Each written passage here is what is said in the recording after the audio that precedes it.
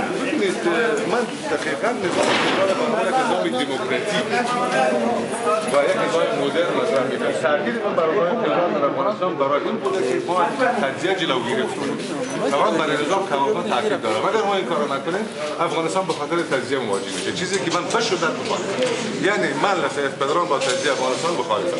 برای اینکه کشور به طرف تجزیه نرود یا رهبری جریان‌های سیاسی برای توزیع قدرت در اختیار بیگانه‌ها قرار نگیره من نظام فدرال پیشنهاد می‌کنم. خواست شما اطلاق از حمایت از قانون هم می‌پذیرید؟ نه ببینید این بحث کنگره ملی افغانستان است. اطلاق حمایت از قانون یک جریان دیگر است.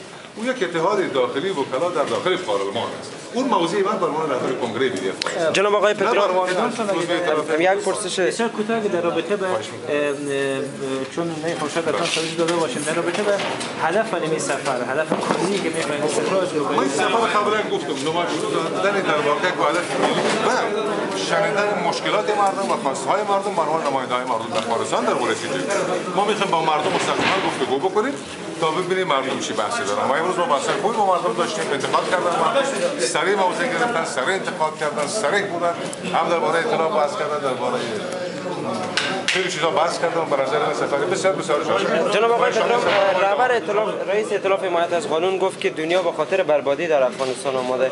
شما با حضور جامعه جهانی در افغانستان مخالف هستید؟ ببینید جامعه جهانی شما چگونه تعریف می‌کنید؟ اگر جامعه جهانی منظورتون سازمان ملل باشه، جامعه جهانی نهادهای بشری بین‌المللی باشه، این یک بحث دیگه است. ولی الزاما جامعه جهانی ایالات متحده آمریکا نیست، من جدا با آمریکایی‌ها مخالفم. آقای پدرام شما قرار